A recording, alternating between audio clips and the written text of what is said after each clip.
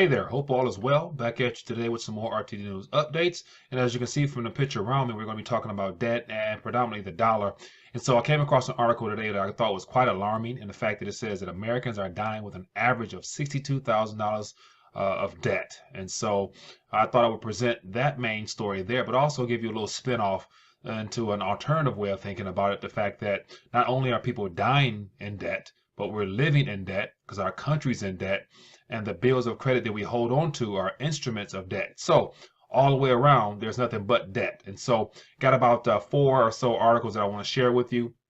And the first one is the article from Fox Business. Americans are dying with an average of $62,000 in debt, and then it gives you somewhat of a little breakdown.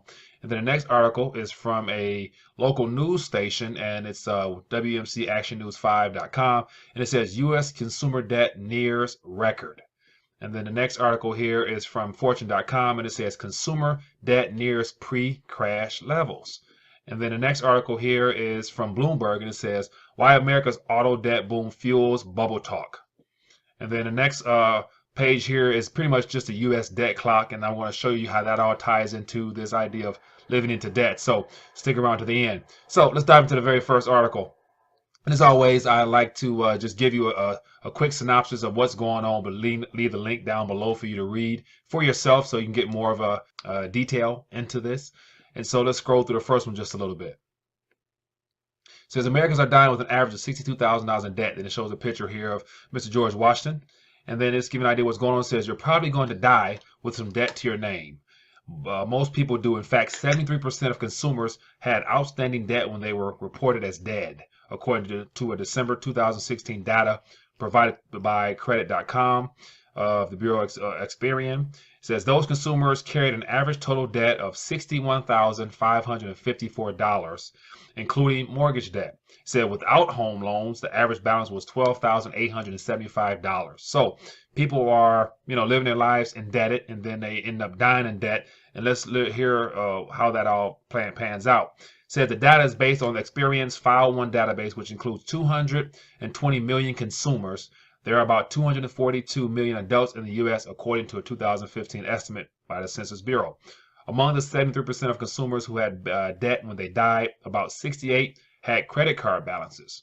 The next most common kind of debt was mortgage, which is about 37%, followed by auto loans of 25%, and personal loans of 12%, and student loans of 6%. So if you were to break that down, for a person who probably, just say they live to be 60-ish plus and, live somewhat of a longer life, they died with 73% had debt, of which 68% was probably credit cards, 37 was a mortgage, 25 was an auto loan, and then 12 was a personal loan, and 6 was a student loan. So just to give you a breakdown of how all this debt can weigh a person down, it says these were the average unpaid balances. Credit cards was $4,531. Auto loans, $17,111, $111. Personal loans, $14,000, and student loans is $25,000. And it's amazing that out of all that, student loans, which is a big burden upon the millennial and centennial generation, that those that are well of age may still be dealing with that type of stuff. So it says, let me scroll down a little bit more. It says that's a lot of debt, and it doesn't just disappear when someone dies. Not even going to get into what happens. What does happen to debt after you die? It says for the most part your debt dies with you, but that doesn't mean it won't affect the people left behind. It said debt belongs to the deceased person or the person's estate, said Daryl Radin, an estate planning attorney with Clark Hill, Scottsdale, Arizona. If someone has enough assets to cover their debts, the creditors get paid and beneficiaries receive whatever remains. But if there aren't enough assets to satisfy debts, creditors lose out.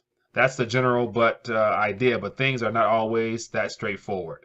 So it's just amazing how this article here, which came out, today, I believe it was, is something that actually came out from yesterday, but it's something that, doesn't really get talked about much, being that most people, tend to downplay personal debt or consumer debt. And as of now, the big talk, around our country is our national debt. So we're going to get into that a little bit as well. So next article. Says U.S. consumer debt nears record, and it's a real short article. Just gives some statistics. It says U.S. consumers racked up $89.2 billion in credit card debt during 2016, pushing outstanding balances to $978.9 billion. That's roughly $3 billion below the all-time record set in 2007, according to WalletHub's credit card. It says, as a result, WalletHub.com projects that in 2017 we will surpass the current record by at least 100 billion. So we're only 3 months into the new year, and we're already on pace to outdo last year's record debt. And so just goes to show that, because of debt, more people are swiping the card and more people are dependent upon credit to finance their day-to-day activities. So interesting statistics. Articles below if you're interested in reading more. Next article is from Fortune magazine, and this came out about a week or two ago, and it says consumer debt nears pre-crash levels. And so that's quite alarming itself. It says debt is back, says new data from the Federal Reserve Bank of New York. U.S. households increased borrowing in 2016, bringing student loan and auto loan balances to new records. So 2016 was an all-time year, and just, debt, it seems like. It says bringing student loan and auto lending balances to new records. But don't panic yet. Credit scores and delinquency rates look better now than they did in 2008. Wow, look better. Then here it gives a couple pictures here. It says since 2008, borrowers and banks have faced tougher standards for mortgages. And so it gives you a little chart here of how, you had to have above a 760 credit rating prior to the pre-recession. And then nowadays, because they made adjustments on, the type of ways they can grade you for credit, it's a lot easier. And so right now, for the most part, if you have a heartbeat and you are, employed in any form of work, you walk in. I even hear commercials for instant 10-minute credit approval for a car loan. So nowadays, the standard of credit has been lowered to the point where anyone gets it, which is another thing that should be very alarming. That's why people are so indebted. So I'll digress there. And just keep on moving down a little bit. And as well, these articles are below if you want to find out more. It says lowering housing debt levels, and then it shows 12 trillion, of which a good chunk of that is non-housing debt, and then the rest of it is more so home equity. And then it says, but overall personal debt has still climbed. And then it says here we have student loan debt, which makes up 444%, credit card 13%, and auto loans 81%. So if this is just a measurement of how much debt out of the 3.5 trillion that's been issued, I'd imagine probably for last year, take a look at student loans. That's 444% right there. That's quite alarming. And so people are struggling financially, so they think, and the impression is that they go back to school to get that degree or get that master's degree, that they'll come out on top, which, might be the case for some, but for the majority, it's probably not going to pan out that way. So it's unfortunate. But here's some more data if you're interested in finding out more for yourself. Next article here is from Bloomberg. It says why Americans' auto debt boom fuels bubble talk. So here we're talking about auto loans again. It says since the auto industry near-death experience, sales have come roaring back. Last year, a record 17.55 million vehicles moved off U.S. dealer lots. A secret ingredient: consumer debt. And plenty of it, but things are starting to look a little trickier as passenger cars are dropping. Overall, vehicle sales have plateaued, and the Federal Reserve has started to raise borrowing costs. And so here it just gives you a graph that kind of paints a picture of the driver debt, as it's called. It says car loans climbing to the largest share of U.S. household liabilities in the last 14 years. So student loans, auto loans, mortgages, oh man, credit card debt, you name it, it's racking up. And it says that in the last 14 years, auto loans is killing people. And so here it gives you a breakdown here, and it says auto loans at the very bottom. So since 2003 all the way to December 2016, it says auto loans now account for 9.2% of household debt. And so as you can see, there have been a slight, incline to the debt to where it's peaking now. But then in the middle we have mortgage, which is a good chunk of everyone's daily, livelihood. And then the next one we have, what's this one here? It says home equity revolving. It's kind of went down from that pre-crisis era, it looks like, or post-crisis rather. Then the next one is credit card, and then the next one is student loan. And just that's another thing worth looking at. So in 2003 it was this real small red dot.